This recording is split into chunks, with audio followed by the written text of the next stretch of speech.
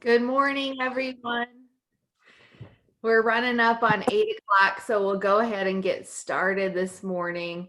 We are excited to share some information with y'all that we've learned about grain pea production in North Carolina over the past few years, not only through our research that's been funded by Golden Leaf, but also through working with the growers in North and South Carolina that have been producing this crop over the past few years.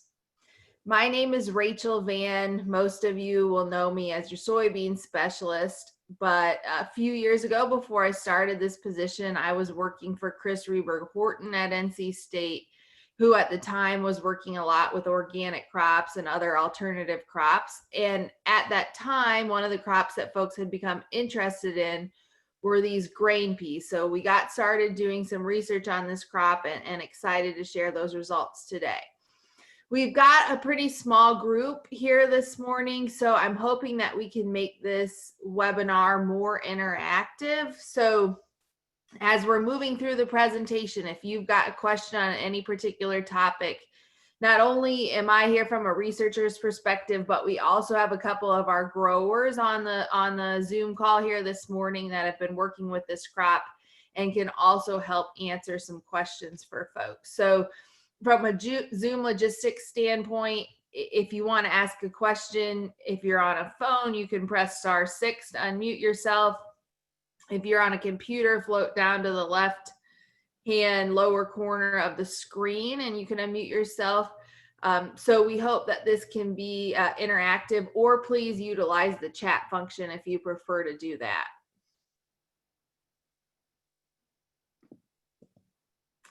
So before we get too far into this webinar, I want to make a distinction about terminology for these peas here in North Carolina, South Carolina. Now, in other parts of the US, they use other pea terminology, so that can make things confusing. But for us here in North Carolina, we're making a distinction between winter pea, which is often the pea that you would buy in your cover crop mixes, sometimes called Austrian winter pea, that would be planted in September and October and come into grain maturity maybe in the middle of June, slightly later than wheat.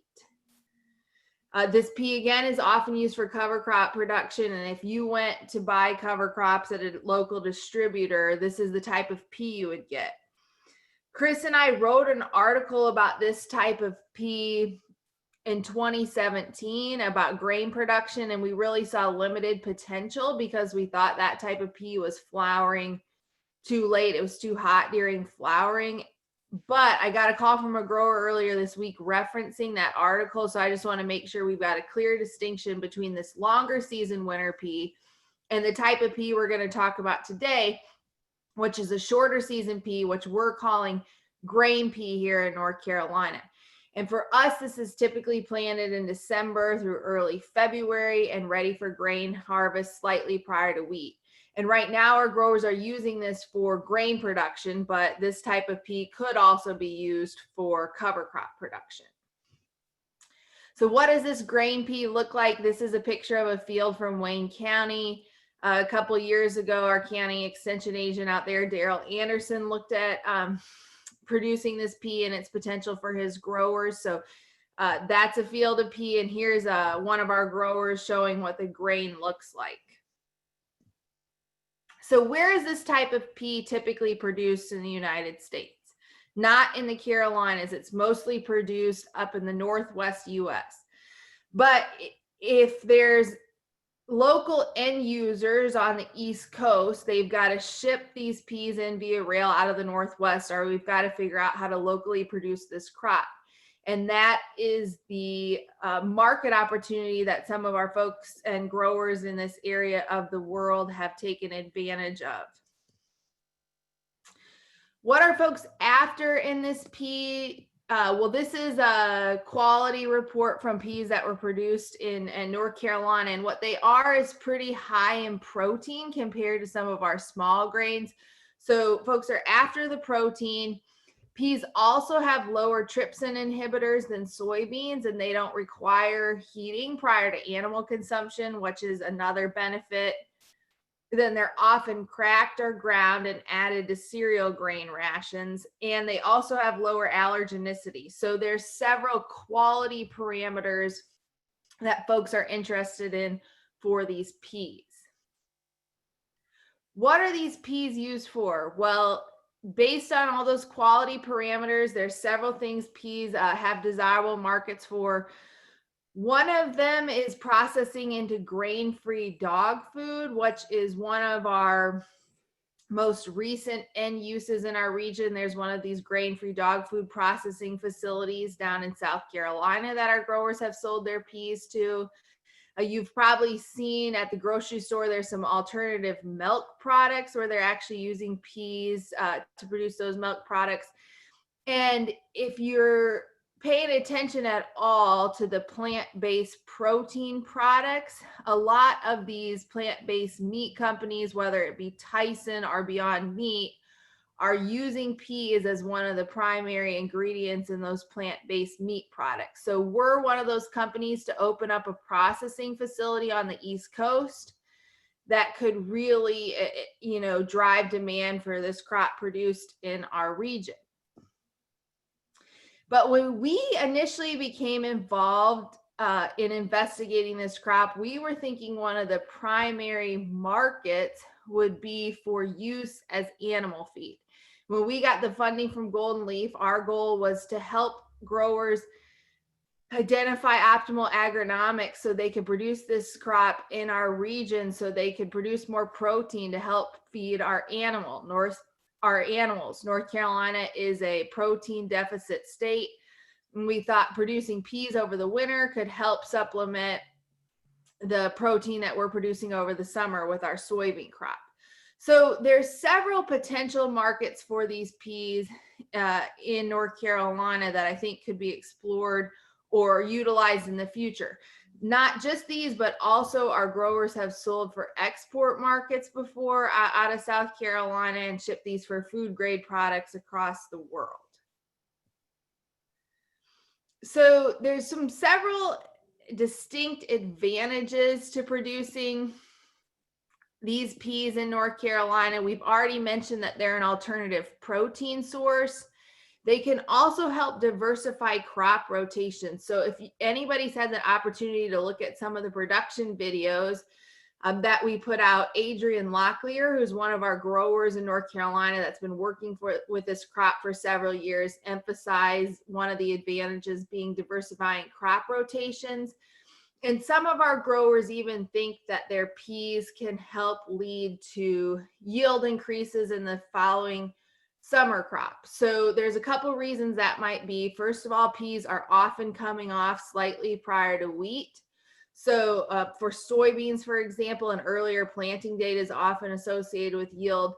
So facilitating earlier summer crop planting dates could be one reason. Also, peas are like soybeans, they're a legume. They've got higher nitrogen concentration in their biomass.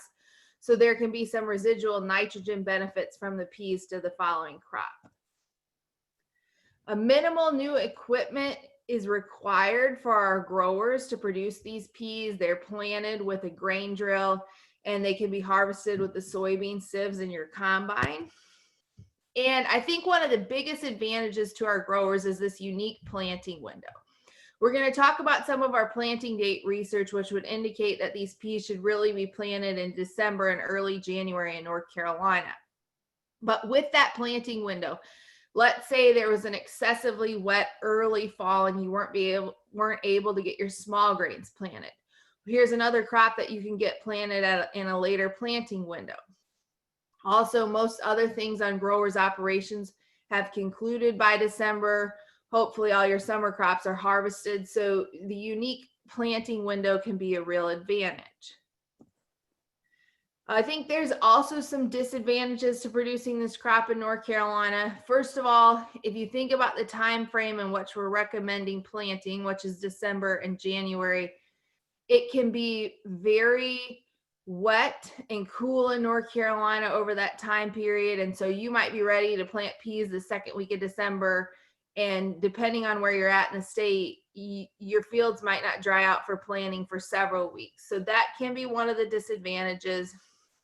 Right now, the break-even yield and the average yields that our growers are seeing are in pretty close proximity. So I think the average yields can be improved through better variety selection and as we learn more about the agronomics of producing this crop, but that's definitely one of the disadvantages right now. And also simply lack of stable markets. It would be nice if our growers had multiple markets at the same time for this crop to create a more robust marketing situation. So I'm going to share with y'all what we've learned over the past few years. I hope any of our growers on the line will just hop into if you have feedback. And again, Golden Leaf Foundation supported this research so we could provide growers in the state with the foundational agronomic information they needed to successfully produce this crop. But I want to add this disclaimer, we're still learning how to best produce this crop in North Carolina. There's several pea experts from across the United States on this Zoom call that know a lot more about pea production than we do. But, we've learned some things that we think can help our growers capitalize on new markets should they emerge. When we got started, we were working closely with Carl Coleman out of South Carolina, and he helped guide some of our research focuses. That's a grower in South Carolina, about the most impactful areas we could do research to help growers with this crop. And so the topics that came up were helping the growers determine optimal planting dates, understanding the required seeding rate. So seed is the largest input cost for this crop. We wanted to know if our growers needed to plant the recommended seed in other US regions or if we could get by with less. And we also wanted to help these growers with a variety evaluations. Now, when we got involved, these producers were primarily producing one variety that hadn't been compared robustly to other varieties in our region. So these were the three areas we had hoped to help these growers in with on this crop. So we've done research with this crop across the state of North Carolina and on the North Carolina-South Carolina border. We've looked at these peas produced in the Piedmont for several years, and we also looked at one site in the Blacklands. And based on our experience, we've seen limited potential for the peas in the Piedmont and the Blackland location so far. And I think one of the reasons is peas do not like wet feet. And so it's been a challenge to produce these crops with prolonged wet conditions in the Piedmont. Even our Blackland site, we were on tile drainage. So it was a more well-drained site than most sites in the Blacklands, but the peas still really struggled. I'm not saying that they can't successfully be produced in those regions of North Carolina, but because of the prolonged wet conditions, we have seen difficulties in our research trials.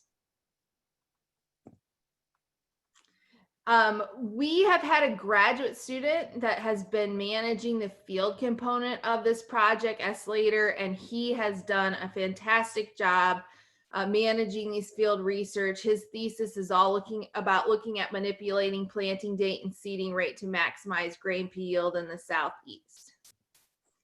So in his study, we looked at planting dates from late November to mid-March. When we got involved in researching this crop, most of the growers were targeting planting these peas by the third week of January.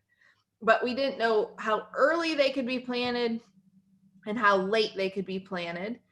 We also looked at seeding rates from 100,000 to 500,000 seeds per acre. Our understanding was that in other parts of the United States, they were recommending final stands of about 300,000 plants per acre.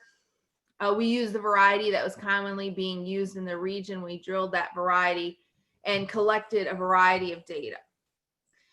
So I'm going to walk through 4 different graphs from what we saw at our 4 sites of this research. So just bear with me on these graphs, and then we'll get into some summary conclusions from our planting date work. But here we've got seeding rate on the x-axis and yield on the y-axis. And these different colored lines represent our planting dates. So at this particular location, we had an early December planting date, mid-February, and a mid-March planting date. And we saw our highest yields with that early December planting date. And at this particular location, we saw some increases in yield as seeding rate increased. If we moved on to Rocky Mount in 2018, we looked at early December and middle of January planting dates, and those yielded comparably at this site. Yields declined as planting date was delayed into February and March, and seeding rate often stabilized at optimal planting dates at this location around 300,000 seeds per acre. If we look at our Clayton environment in 2019, we saw the highest yields with our late November planting date, lower yields with the early January and mid-January planting dates, and the lowest yields with the mid-March planting date. And at our Kinston 2019 location, numerically, we saw the highest yields with late November planting date, and but we saw comparable yields with January, early and mid-January planting dates, and lowest yields with mid-March. So that was a lot of data. I'm going to summarize what we've learned from that data. So in 50% of those scenarios, planting in December led to the highest yield. Sometimes December and January planting dates yielded comparably, but I think the safe bet for our growers in North Carolina, especially as you get into northern parts of North Carolina, is to have your peas ready to plant in early December, and as soon as soil conditions allow, you get those peas planted. Our graduate student, S. Slater, he looked at our different planting dates at our different locations and characterized those into growing degree days or heat accumulation from planting to harvest. And we did find that as growing degree days increased, that yield typically increased. And so with the different planting dates, the harvest dates weren't that different. So really the accumulation and heat is on the front end of the season. So we think this further documents the benefit of earlier planting dates in our environment. I think as you move towards the South Carolina border, our closest site was that Kinston site. You can probably push planting dates later, maybe into the middle of January. And that is consistent with the experience of the growers that have been producing this crop. What you definitely don't want to do with these peas is push your planting dates too late, because peas are very sensitive to heat during flowering. I think at about 80 to 85 degrees, they start to shut down from a flowering perspective. And so when we're planting peas, even in late January through mid-March, it's just pushing those flowering dates too late into our spring where we're encountering high temperatures. What about from a seeding rate perspective? Well, at our earlier planting dates, we saw that yield typically stabilized around 300,000 seeds per acre.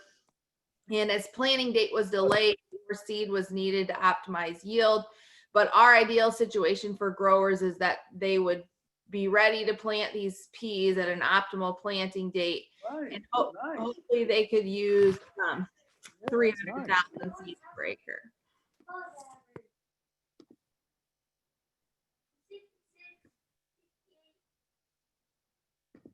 I'm trying to figure out who I need to mute here, but we'll go ahead and move on. What about planting depth? A grower called me earlier this week asking about planting depth. I think this is a good topic for our growers to weigh in on. You know, I think a broad recommendation for our region might be 1 to 2 inches. You definitely don't want to plant these peas too shallow. We'll talk about their emergence later. In some parts of the United States, they will plant these peas to 3 or 4 inches, chasing soil moisture. But we have planted at 2.5 inches here and lost trials before. Do any of our growers want to add any comments about planting depth? Rachel, this is Adrian. I know we always shot for 2 inches. At first I was worried about them emerging, but we found out 2 inches. You know, they're like corn; they're gonna come out the ground, so that is no issue. I rather plant a little deep rather than a little shallow. All right, thanks for that comment, Adrian.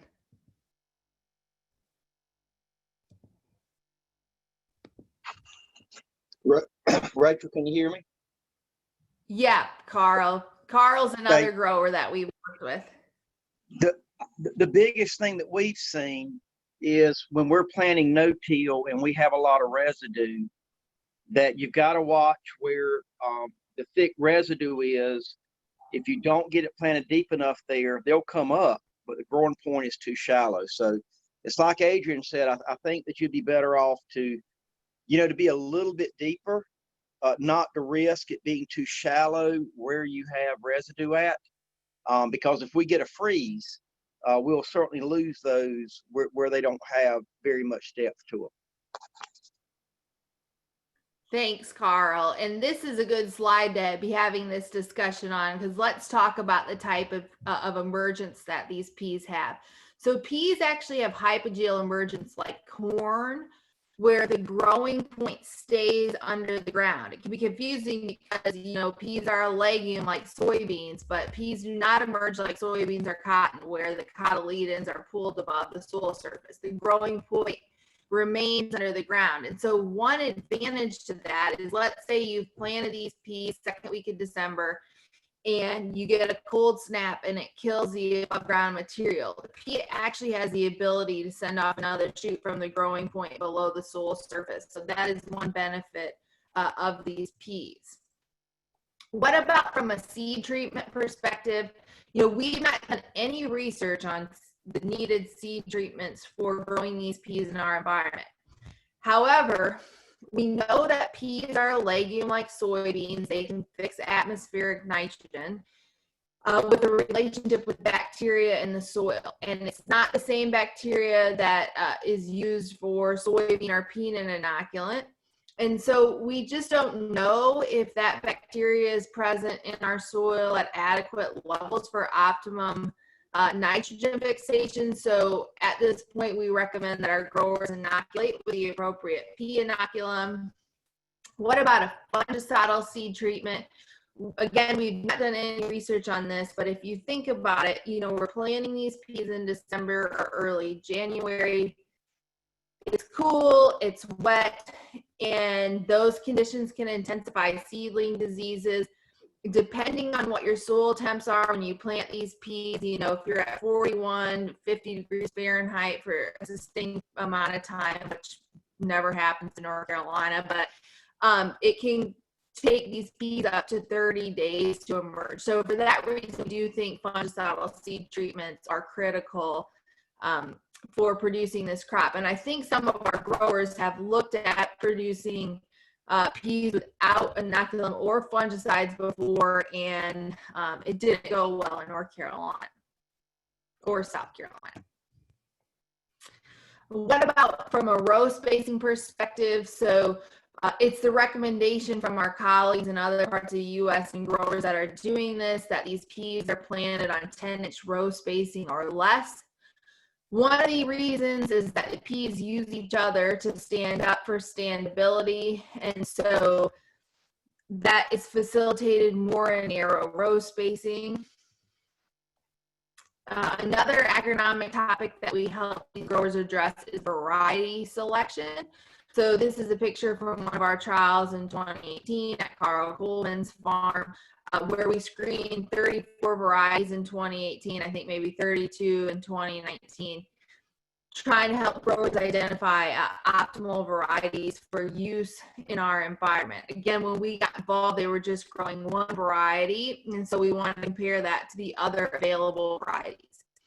So we looked at several factors about these varieties. One was yield. Most of our growers, that's the primary characteristic they're interested in on varieties. And at the time, we did identify agronomically superior varieties compared to what was being grown for yield. We had yield ranges across North and South Carolina that were quite variable in our variety trials. And you can see that we had varieties that were well adapted to North Carolina, and then varieties that definitely were not well adapted to North Carolina from a maturity standpoint or whatever reason. We saw some pretty low yields with some of these varieties, but yield potential was typically greater as we moved towards the South Carolina border. For example, in Dillon in 2018, some of our highest yields were 75 bushels per acre. In Dillon in 2019, 64 bushels per acre. We had lower yield potential in our variety trials in our North Carolina environments. But I think one reason for that was that as we were getting going with this research, we were targeting a middle of January planting date that was based for these trials, that was based on what we knew about planting data at the time. And we probably should have been planting those in the middle of December. And so there is probably higher yield potential for peas in North Carolina than based on these variety trials, simply because we weren't using optimal planting dates. And so this table right here is an example of our variety trial results. We've typically got yield and some other parameters reported that we were able to collect. And at the end of this presentation, I've got a reference. We just put out an extension publication on this research, and you can find the tables from all 5 of these variety trials in that extension publication. Another parameter that we tried to rate for on the varieties showed up is lodging.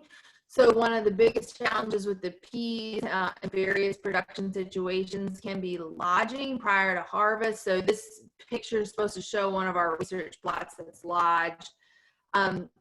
People can breed these peas, and we have like the world-renowned pea breeder on this call, Dr. Rebecca McGee, but they can breed these peas to have excessive tendrils, which can help with standability. And growers have also here in North Carolina, South Carolina, added lifters to their combine cutter bar to try to help aid in the lodging issues. But at this point, can I get one of our growers to make a few comments about the challenges they've seen with lodging and how, our variety screening has improved that? Yeah, Rachel, this is Carl. For us, the plant lifters are a nightmare. I mean, if you get them set absolutely perfect, they work. But that's on one end of the field. You get the other end, they dig or break. The variety selection has been tremendous as far as helping us with lodging. But weather plays a factor in that. When the peas get ready, if we get a lot of rain, they're going to tend to lodge. But certainly variety selection has seemed to play as big a part as anything. And then, of course, a timely harvest. But the plant lifters I guess our terrain is so different between soil types and everything that we just struggled with a plant lifter. Thanks, Carl. So through our variety screening, we were able to identify some varieties that seem to have better standability, and some of our growers tried those varieties last year, and they did seem to, in fact, have better standability. Another parameter that we evaluated on these varieties was powdery mildew resistance. So one of the biggest pest challenges that we have in the Carolinas with this crop is powdery mildew, which our growers have historically managed through fungicide applications and early flowering. And the variety they were producing before we started screening varieties was very susceptible to powdery mildew. And in our first year of screening these varieties, we did identify 10 of the 34 varieties that had some powdery mildew resistance. You can see that in the picture right here. No fungicides were applied here, and these are small 5 by 30 foot research plots. And here we've got a plot that's got powdery mildew resistance. So that's something we were able to evaluate in this study. Adrian, do you want to make any comments on managing for powdery mildew? Rachel, I would have to say, we changed, the last year we planted, we changed varieties. We didn't have any powdery mildew issue. Now I think a lot of it is the variety selection. You get the right variety, you have very little powdery mildew. But but if you do get powdery mildew, you know, it's I mean, you can take care of it with a fungicide, so it's not a big problem. I mean, you can't control it if you do get it. Thanks, Adrian. So one of the things that ended up happening with these variety trials was after the first year that we did these variety trials, there was local seed production failure of the variety that was being produced here in Carolinas. And so what ended up happening is the first year variety trial data was used to get some varieties shipped in from the Northwest United States for use in our region. And one of the varieties was selected not only for yield, but powdery mildew resistance. And I think that's variety Adrian was producing, and also, you know, some varieties that had better standability were identified. So there are going to be other factors that are important in variety selection: days to bloom or maturity, bloom duration. We think anecdotally that a longer flowering period might be beneficial here in the Carolinas because, you know, if we have a day that's 90 degrees in early April and flowering shuts down for a little bit, maybe a longer flowering period is beneficial for yield in our environment. We looked at protein with the help of Dr. Rebecca McGee's team, and also I'm not an expert in pea markets, but I think sometimes seed coat color can matter depending on what your end market is, whether it's a yellow seed coat or a green seed coat. So those are some other factors that could be important in variety selection. So I'll make a few comments about pest management. By no means are we experts on this topic, and there's really been no research on pest management in this crop in our area. But this slide is from Dr. Rebecca McGee, who's a USDA pea breeder, as well as other legumes. And basically the point I'm trying to make with this slide is these peas are susceptible to a bunch of different diseases: seedling diseases, foliar diseases, viruses, and we're still getting a pulse on disease management in our environment. We've definitely seen seedling diseases over the years. I'm not sure we know exactly what diseases they are, but they're definitely present. And then we've had our challenges with powdery mildew. Although, as Adrian articulated, it's been pretty easy to manage in our environment with fungicide applications or variety selection. What about insects at this point? I think the biggest insect issue these growers have seen is with aphids, and sometimes they'll make an insecticide application with their fungicide application for powdery mildew to try to control aphids that exceed thresholds. And I'll just make one comment. A few years ago, we saw some issues in North Carolina with the pea weevil coming in on some pea cover crop seed, and that ended up causing some challenges in soybean production. So we just want to be cognizant of making sure that we don't bring that to the state. And I'm sure for using certified seed sources, that won't be a problem. And finally, from a weed perspective, you know, peas do not like early season competition from weeds. And so typically these growers are putting out a pre-emergence herbicide, but there's very limited options for what herbicides can be used in our environment. But usually a pre goes out, and once the peas take off, they can be pretty competitive with weeds later in the season. I do think this unique planting window does offer the advantage that a grower can make a burn down application, let's say in early December, and kill the first flush of winter weeds. That is an advantage. And also just want to warn growers that they need to look out for residual chemicals from previous crops. So, you know, these peas might be following cotton, they might be following peanuts, soybeans, corn, and some of these chemicals can cause problems for peas planted directly following the harvest of those summer crops.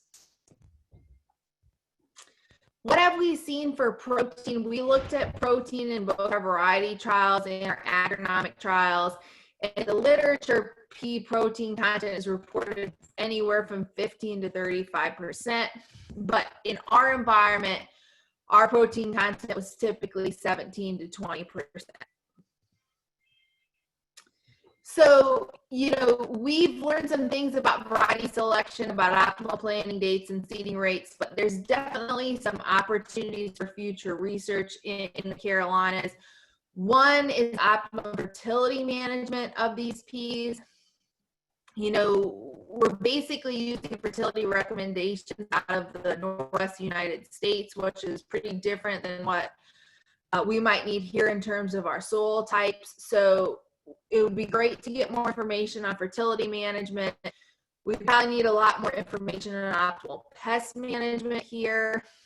One of the biggest questions that I get is how will these peas impact my following soybean crop from a nematode perspective or disease perspective? And, you know, I don't think the growers that have been producing this crop have seen any problems in their soybeans. In fact, they've probably seen advantages following the peas. But were this to become more common in North Carolina agriculture, who knows what the rotational impact can be? So that's an area for future research. And there's also opportunities for breeding these peas for our environment. And our new director of the plant breeding group at NC State, Dr. Carlos Iglesias, is going to be doing some work on breeding for these peas in our environment. So I want to highlight some videos that we were able to put out. We worked with Adrian Locklear, who's on the line today, a grower in Robinson County, which is pretty close to South Carolina, for those of you that aren't familiar. And so these highlight some of the agronomics of peas from both the researcher and the grower perspective. And Jenny Carlio, the Grain ASA in the South Central District, helped us make these videos possible. So thank you, Jenny. And at this point, I would like Adrian to just talk a little bit about his experience. He's been growing these peas for several years and what some of the kind of overall advantages and disadvantages he's seen for his operations have been. I would say the advantages is getting another crop in. It comes off earlier than wheat. Yeah, you get your soybeans in a little earlier, and also you don't have a lot of the residue fight through like you do with wheat. And it seems to us the beans behind the wheat tend to grow a little faster. I don't know if it's the residual nitrogen in the soil or what it is, but they seem to have more vigor coming out of the ground. And we also think we're getting a little yield advantage from our soybeans behind the peas. And another advantage is with the peas, there's no specialized equipment. You know, a grain drill, most farmers have, a combine, and when you harvest them, we set our combine up to like we want to harvest a soybean. It's no different. It's a very easy crop to harvest. And it's a very the hardest part with peas, the biggest disadvantage is probably getting them planted. Finding the dirt, to be optimal conditions. You don't want to plant in mud, just trying to find that little window to get them in the dirt and get them going. That's probably one of the biggest disadvantages, because you need to get a good stand. A good stand, you get get the peas established to come up well. That helps with the weed pressure, and also it helps also with the lodging issues. And I always like having a different crop. I like being diverse, and that's one of the other great things about having peas. Thanks for those comments, Adrian. So what would you need for your operation to make these peas a more sustainable crop, over the next few years? What you need? More stable markets? You need better agronomics? What type of production information do you need to make this crop more successful? I think with us, the biggest thing is a more stable market. It's like with anything, the more stable the market you have, the easier it is to grow something, as long as you know you got an end user for it. And we also need some more more testing with varieties. Some of the work y'all doing now, planting dates, and possible fertility, and look more into the fertility side.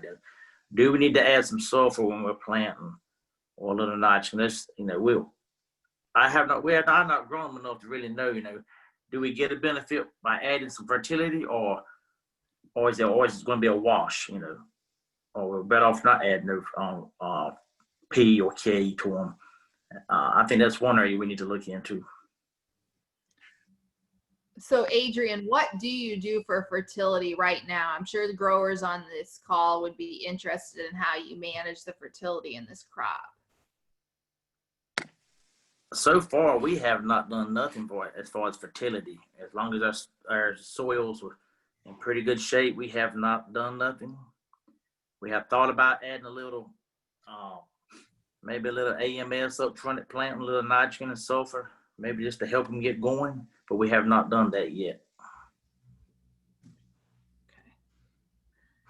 Thank you for those comments. And we'll have an opportunity at the end here to ask Adrian or Carl or any other growers for some more experience that they've had. But here are some resources that I think be helpful. We've got some resources we've developed here in North Carolina, but also there are some very good resources developed out of other parts of the United States. And at that point, I hope we can have more of a discussion here. We've got folks on the call, we've got growers, we've got industry professionals that work with peas in other parts of the U.S. We've got probably the best pea breeder in the United States here on the call. So let's have a dialogue about producing this crop. Any questions y'all have? This is a good time to do so. Rachel, this is Carl. A couple of things I just wanted to mention about research. The biggest problem that we've seen is, I think, seedling disease. We see some issues that they certainly haven't been looked at. Dr. McGee, when she came down, spoke about that. I think we have some things going on that maybe we don't know exactly what it is. The fungicides that we're using, they certainly help because we tried to grow the peas without fungicide. And then when we did it with, it's a night and day difference, but we're still seeing some issues. I think that's a big thing. And the market side of it, if the import-export thing ever gets worked out, there'll be a lot bigger demand.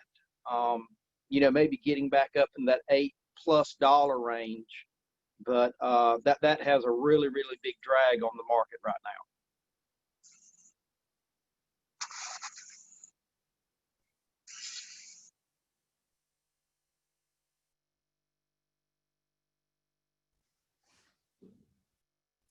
Thanks for those comments, Carl.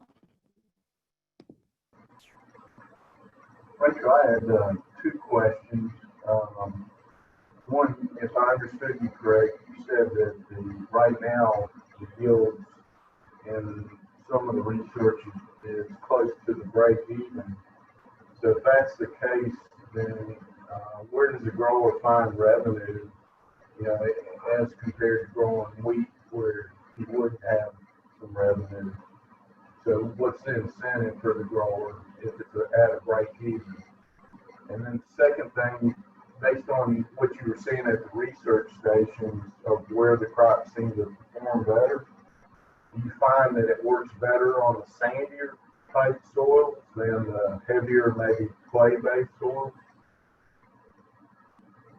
Oh, thanks for those questions, Jeff. So per your first question about the break-even yield being close to the average yield. So I'm going to say that's the average yield for what the growers in our region are getting. Some of our growers can be 20, 25 bushels above the break-even yields. But if you look at our growers on what they're averaging as a whole, it's in pretty close proximity. And I think that's because we're still working on the optimal agronomics. Some growers aren't planting on time. They're probably not using the optimal fertility. They don't have the best varieties. But as we learn more and growers can improve their agronomics, I definitely think there's opportunities for profit with this crop. And I'd like the growers to speak to this because I think we've got two growers on the line, Adrian and Carl, that have obviously been profitable with this crop. That's why they've been growing it for 4 or 5 years. And, you know, some of the key successes they've had in making this a profitable crop. But Rachel, I think you know exactly right. We see really huge differences in yield. We've got I've got a neighbor who's got about a 4-year average of 50 plus bushels an acre. And then I know people who are still in the 30 range. And I think as we learn more about it, especially agronomics, I think fertility, like Adrian said, that is a big issue. You know, what is an advantage, what is not. The guy who's doing so good with them, he does maintenance levels. He's treated kind of like he does wheat, and certainly that must help, but we don't really have any research to back that up. But you know, yield stability, maybe through planting date, soil selection. Jeff, they do not like sandy soils. We've seen a lot of issues with that. It does like good soils that are well drained, because like Rachel said, they do not like wet feet.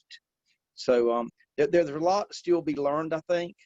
It's like Adrian said, if this market could come back and we could get get back in that $8+ range, it makes the economics look so much better. But those are just some things that, again, I think stability, and there's just a wide range. Much like I think you see some people making 40 and 50 bushel wheat, you got guys who make consistently 70, 90 bushel wheat. But I think there's some things we could figure out maybe through research to lessen those gaps.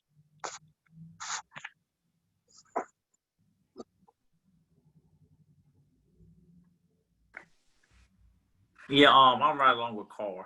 You know, I've had some on sandy soils. No, they did not work there. I don't know why. If it's just I don't know what it is. I don't know if it's late in the season, it gets a little, the soil warms up, just want to have the moisture holding capacities. It don't like real dark, heavy soil that's not drained. You know, I've seen, as long as you don't have water standing on them, they seem to do okay. As long as you got on a well-drained soil, I call it like a tobacco type soil. That's where they seem to do best. And I think I seen a message out there about no-till or versus conventional. All the areas has been no-till so far. I do have what they call a ripper roller, and I thought about running that ripper roller on some where we got some hard pans, and I think that would really help to break that hard pan loose. And I think that would help a lot. You know, where the roots can get on down, the water can get off of it, and when it gets dry, you also can, you know, get down there and tap into some moisture. That's another thing I think that might help our yields where I'm at, because our soils get really tight. If we could run that ripper roller and just break that soil loose.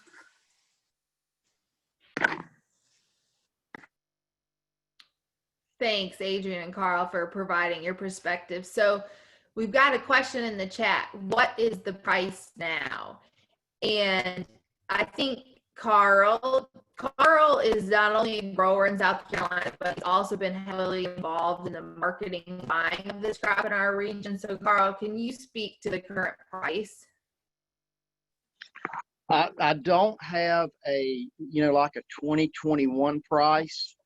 The last time that I checked, it was in the $7 range net to the grower. It's been pushed hard by the grain markets down, and again reduced exports. I'm not hearing anything that's going to be changing for the coming year. We started out when we started growing peas, we were in the $8+ range, and unfortunately it's kind of dropped a little bit every year to where we are now. I truly believe it needs to be up another $1+, and can easily go there, because nobody's growing peas in the Southeast other than us. And there's a tremendous demand. But if they're really, really cheap in the Midwest, then they can just rail them in here, and then we kind of lose our incentive. But because the prices are so depressed out there, I think they're $5 or less out there, and then they just rail them in. So again, I think they're in that $7 range. Not looking, very promising as far as we were hoping the market would pick up some, but it doesn't seem to be the case. Thanks, Carl. So we've got another question in the chat. You've discussed some of the disease and insect issues for peas. Are there additional disease, insect, or nematode issues if you produce a soybean crop after the peas? So I think that's still an area that we're going to have to explore and do some research on. I don't think our growers have seen issues in their soybeans following their peas yet. Usually see advantages in their following soybean crop. But I'm wondering if any of the pea folks that work in other parts of the United States, whether it's Dr. McGee or Martin or I think it's Nancy on here, have y'all seen any issues with soybeans following peas? And one difference that's going to be here in North Carolina is our soybeans are going to be planted, within a week of when the peas are harvested, not the next season. So just curious if our colleagues from other parts of the U.S. know of any issues that can occur in soybeans following peas.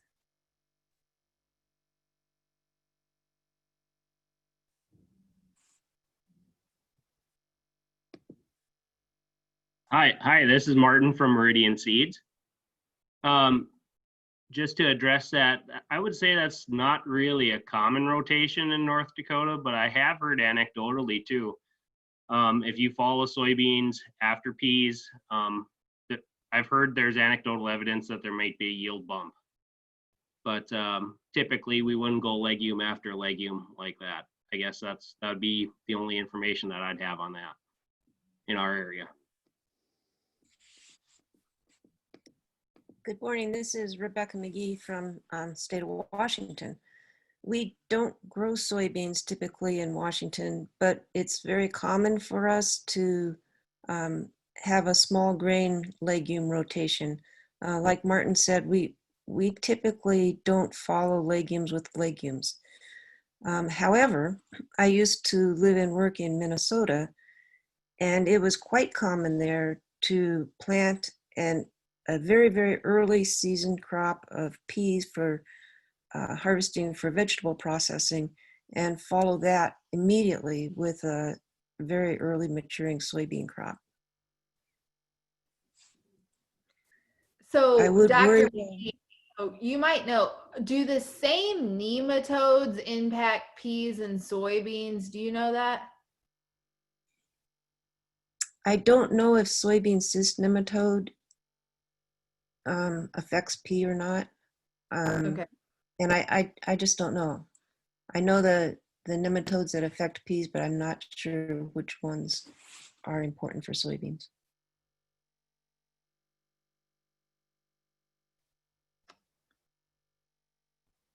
Thank you all for your perspective on that. I think it's still something that's going to be determined in North Carolina if any issues emerge, but thus far, the growers have already articulated those seeing advantages, not disadvantages. But as pests build up in the environment, I'm sure, anything's possible. One of the questions, how much nitrogen do they put back in the soil? That's going to depend on the biomass production of these peas, which we've not directly looked at, but I don't know if any of our growers have a good pulse on that. How much residual nitrogen they might be putting back. I guess, in total guess, maybe 20 to 30 pounds of potential plant available nitrogen to the cash crop that's planted directly following them, but that would just be a guess.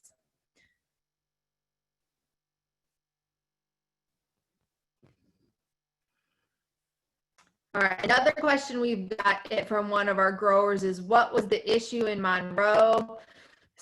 Which is in the southern Piedmont of North Carolina, heavy clay soils, and we planted a variety trial in Monroe this year, and we screened 30 different varieties, and the trial was planted in the middle of January, so maybe slightly later, but that's right on the South Carolina border, so we don't think planting date was the only issue here.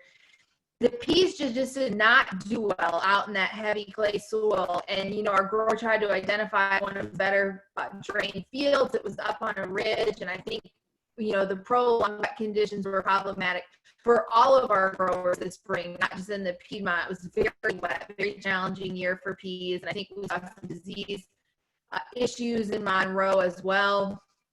So a combination of prolonged wet conditions and disease, I think, were our problem in Monroe this year. I don't know, Carl, do you want to speak to the larger problems with peas in 2020? Well, I think the biggest problem we had in 2020 was just the amount of rain and moisture. Saturated soils, we got a good stand quick, and then it rained and it rained and then it rained and then it rained some more. And I mean, we're talking about inches and inches, and before it ever would dry out, it would rain again. And again, we had a good stand, but a lot of the peas turned yellow. I would assume just from absolutely saturation, we didn't get good root development. Again, I think that's just from soil saturation. And that was our biggest challenge is that window. As you spoke earlier, when you're trying to plant December, January, that is an easier time to plant, but it's also a wetter time to plant. And, I don't know if we were using a better seed fungicide to maybe alleviate some type of seedling disease that maybe we haven't identified. I don't really know what the answer is on that, but 2020 challenge was rain and more rain after we planted. And what we found is if they come up, we get a good stand, we get some good root development, then we get wet. It stands it a lot better, I think, because we have a better root system. So again, that is one of those things that is completely out of our control unless we could do it with some type of different seed treatment. But again, I think that's the only way we'll know is to do some research with different chemistries or through genetic breeding. Again, I'm just not sure, but that was our biggest challenge in 2020 was the absolute just completely saturated soils, and it took its toll on yield just because of plants turning yellow. They bloomed a little bit, but they just didn't put on the load that they should have. And again, like I said, that's just something that we don't have any control of other than if we could identify better seed treatments that may help with that. It's the only thing I would know to do.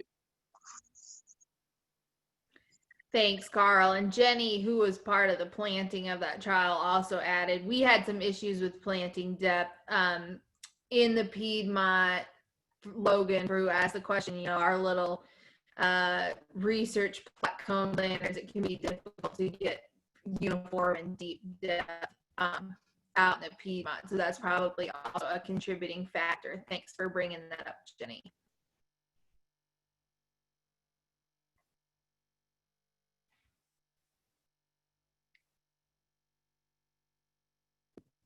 Other questions or comments from folks?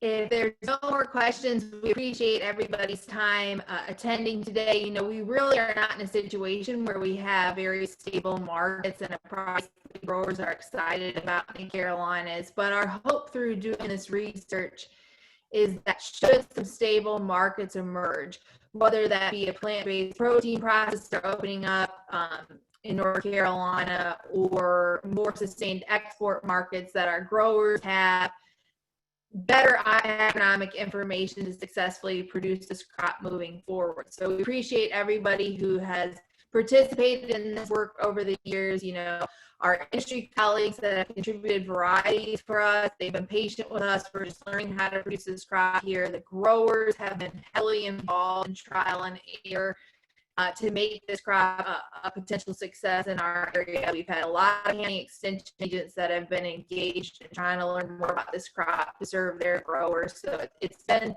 a team effort to this point. We're appreciative to Golden Leaf for funding this research and helping us generate information on a new and emerging crop in North Carolina. So thank you all for attending. If you have any additional feedback, please feel free to email me. Moving forward, it is likely that the key responsibilities will fall with one of our new alternative crop specialists, Dr. David Stuchoff. He does a lot of work with hemp right now, but if you have research ideas, share those, and we'll make sure that David and others who may be interested in this space know what the needs are. Carl's articulated a strong need for more disease research, but we appreciate everybody attending this morning and hope you have a great weekend.